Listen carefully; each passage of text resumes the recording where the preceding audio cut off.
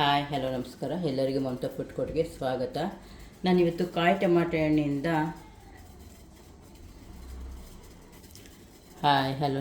ಎಲ್ಲರಿಗೂ ಮಮತಾ ಫುಡ್ ಕೋರ್ಟ್ಗೆ ಸ್ವಾಗತ. ನಾನಿವತ್ತು ರಾಜಸ್ಥಾನಿ ಸ್ಟೈಲಲ್ಲಿ ಕಚ್ಚೆ ಟಮಾಟರ್ ಮಾಡ್ತಾಯಿದ್ದೀನಿ. ಬನ್ನಿ ನೋಡೋಣ ಹೇಗೆ ಮಾಡೋದು ಅಂತ. ಇದು ನಾನು ಕಾಯಿ ಟಮಾಟೆ ಹಣ್ಣು ತೊಗೊಂಡಿದ್ದೀನಿ.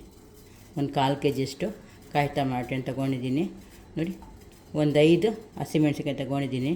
ಅವರು ಎಷ್ಟು ಟಮಾಟೆ ಹಣ್ಣು ಹಾಕ್ತಾರೆ ಅದಕ್ಕಿಂತ ಅರ್ಧ ಮೆಣಸಿನ್ಕಾಯಿ ಹಾಕ್ತಾರೆ. ನಾವು ಇಲ್ಲಿ ಮೆಣಸಿನ್ಕಾಯಿ ತಿಂದರೆ ಅಷ್ಟೇ, ಅವ್ರಿಗೆಲ್ಲ ಅಡ್ಜಸ್ಟ್ ಆಗಿರುತ್ತೆ, ನಮಗೆ ಅಡ್ಜಸ್ಟ್ ಆಗೋಲ್ಲ. ಬರೀ ನೋಡೋಣ ಹೇಗೆ ಮಾಡೋದು ಅಂತ. ಈಗ ನಾನು ಈ ಟೊಮ್ಯಾಟೊ ಹಣ್ಣು ಮೇಲೆ ದಂಟು ತೊಗೊಂಬಿಡೋಣ. ಈ ಥರ ಎಲ್ಲ ದಂಟು ತೊಗೊಂಬಿಡ್ತೀನಿ. ಈ ಥರ ಮೇಲೆ ನಾನು ದಂಟು ತಗೊಂಡಿದ್ದೀನಿ. ಈ ಥರ ಮೇಲೆ ದಂಟು ತಗೊಂಡಿದ್ದೀನಿ. ಇದು ಸಣ್ಣ ಉದ್ದಕ್ಕೆ ಸಣ್ಣ ಕಟ್ ಮಾಡ್ಕೊಳ್ಳೋಣ. ಈ ಥರ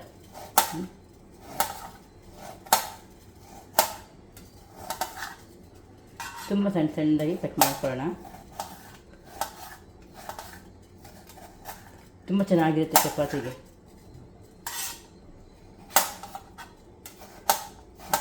ಈ ಥರ ಕಟ್ ಮಾಡ್ಕೊಳ್ಳೋಣ. ನೋಡಿ, ಈ ಥರ ಸಣ್ಣಕ್ಕೆ ಕಟ್ ಮಾಡ್ಕೋಬೇಕು. ನೋಡಿ, ಟೊಮ್ಯಾಟೊ ಹಣ್ಣು ಉದ್ದುದ್ದಕ್ಕೆ ಸಣ್ಣ ಕಟ್ ಮಾಡ್ಕೊಂಡಿದ್ದೀನಿ. ನಾನು ಒಂದು ಸಣ್ಣ ಈರುಳ್ಳಿ ತೊಗೊಂಡು ಉದ್ದು ಕಟ್ ಮಾಡ್ಕೊಂಡಿದ್ದೀನಿ. ಅವ್ರು ಈರುಳ್ಳಿ ಹಾಕೋದಿಲ್ಲ, ನಾನು ಈರುಳ್ಳಿ ಹಾಕ್ತಾಯಿದ್ದೀನಿ ಸ್ವಲ್ಪ. ಮತ್ತು ಹಸಿಮೆಣ್ಸಿನ್ಕಾಯಿ ಒಂದು 5 ತೊಗೊಂಡಿದ್ನೆಲ್ಲ ಅದು ಸಣ್ಣದಾಗಿ ಕಟ್ ಮಾಡ್ಕೊಂಡಿದ್ದೀನಿ. ಬನ್ನಿ ನೋಡೋಣ ಹೇಗೆ ಮಾಡೋದು ಅಂತ. ನಾನು ಸ್ಟವ್ ಅಂಟಿಸಿ ಕಡಾಯಿ ಇಟ್ಟಿದ್ದೀನಿ. ಕಡಾಯಿಗೆ ಒಂದು 3 ಸ್ಪೂನಷ್ಟು ಎಣ್ಣೆ ಹಾಕೋಣ. ತುಂಬ ಎಣ್ಣೆ ಬೇಡ, 3 ಸ್ಪೂನ್ ಎಣ್ಣೆ ಸಾಕು. 3 ಸ್ಪೂನಷ್ಟು ಎಣ್ಣೆ ಹಾಕ್ಕೊಂಡಿದ್ದೀನಿ.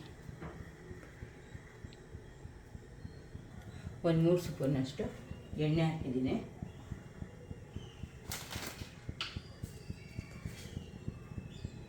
ಕಾಲು ಸ್ಪೂನಷ್ಟು ಸಾಸಿವೆ ಹಾಕ್ಕೊಳ್ತಾ ಇದ್ದೀನಿ.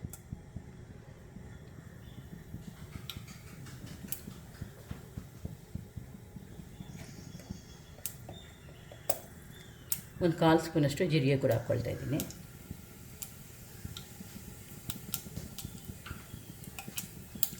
ಸೋಂಪು ಒಂದು 1/4 ಸ್ಪೂನ್, ಅದು ಎಲ್ಲ 1/4 ಸ್ಪೂನ್ ಹಾಕ್ಕೊಂಡಿದ್ದೀನಿ.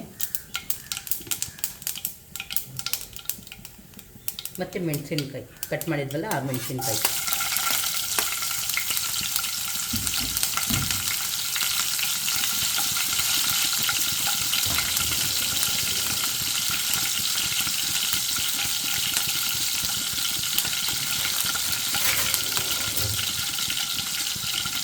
ಈಗ ಇದಕ್ಕೆ ಈರುಳ್ಳಿ ಕೂಡ ಹಾಕೊಳ್ಳೋಣ.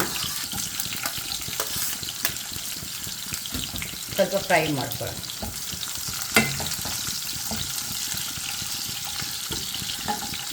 ಹಿಂಗೆ ಸ್ವಲ್ಪ ಹಾಕ್ಕೊಳ್ತಾ ಇದ್ದೀನಿ. ಅವ್ರು ಹಿಂಗು ತುಂಬ ಬಳಸ್ತಾರೆ. ಈರುಳ್ಳಿ ತುಂಬ ಕೆಂಪು ಆಗೋದು ಬೇಡ. ಈಗ ಟೊಮ್ಯಾಟೊ ಕೂಡ ಹಾಕ್ಕೊಳ್ತಾ ಇದ್ದೀನಿ.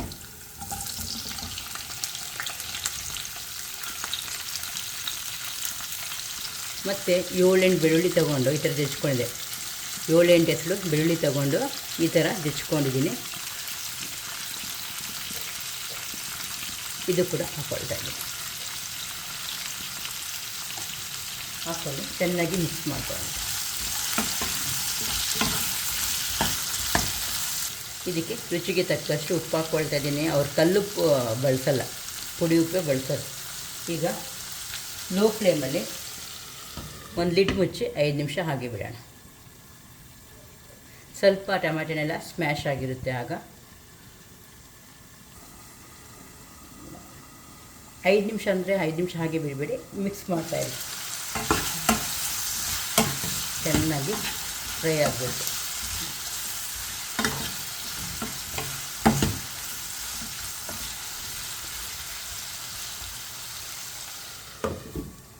ಒಂದು 2 ನಿಮಿಷಕ್ಕೊಂದು ಸರಿ ಚೆನ್ನಾಗಿ ಮೇಲಿನ ಕೆಳಗಡೆ ತಿರುಗಿಸೋಣ ಅಷ್ಟೇ. ಈಗ ಬನ್ನಿ ನೋಡೋಣ, 5 ನಿಮಿಷ ಆಗಿದೆ.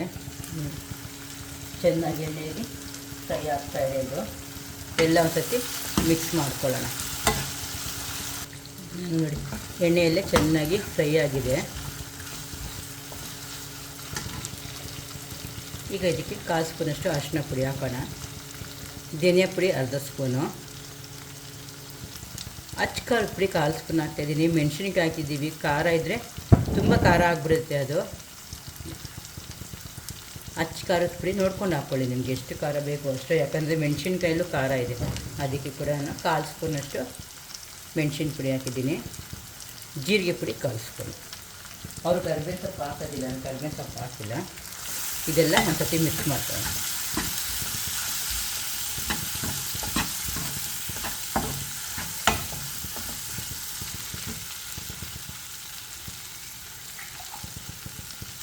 ಇದಕ್ಕೆ 1/4 ಗ್ಲಾಸಷ್ಟು ನೀರು ಹಾಕ್ಕೊಳ್ಳೋಣ.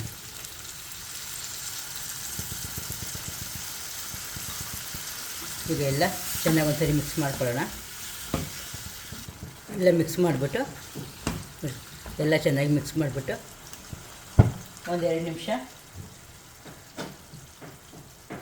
ಒಂದೆರಡು ನಿಮಿಷ ಲಿಡ್ ಮುಚ್ಚಿ ಹಾಗೆ ಸಣ್ಣ ಉರಿಯಲ್ಲಿ ಬಿಡೋಣ. ಬನ್ನಿ ನೋಡೋಣ. 5 ನಿಮಿಷ ಆಗಿದೆ. ಈಗ ನೋಡೋಣ. ಚೆನ್ನಾಗಿ ಫ್ರೈ ಆಗಿದೆ. ಇದು ತುಂಬ ಸ್ಮ್ಯಾಶ್ ಆಗೋದಿಲ್ಲ, ಇಷ್ಟೇ ಇದು.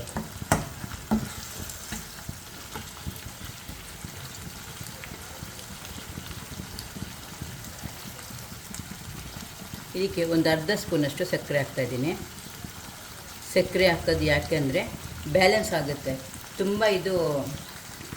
ತುಂಬ ಹುಳಿ ಇರುತ್ತೆ, ಅದಕ್ಕೆ ಸ್ವಲ್ಪ ಸಕ್ಕರೆ ಹಾಕಿ ಅದಕ್ಕೆ ಬ್ಯಾಲೆನ್ಸ್ ಆಗುತ್ತೆ. ಮತ್ತು ಸ್ವಲ್ಪ ಕೊತ್ತಂಬರಿ ಸೊಪ್ಪು ಹಾಕ್ಕೊಳ್ಳೋಣ. ಈಗ ಇದೆಲ್ಲ ಚೆನ್ನಾಗಿ ಮಿಕ್ಸ್ ಮಾಡಿಕೊಂಡು ಈಗ ಇದಾಗಿದೆ, ನಾನು ಸರ್ವ್ ಮಾಡ್ಕೊಳ್ತೀನಿ.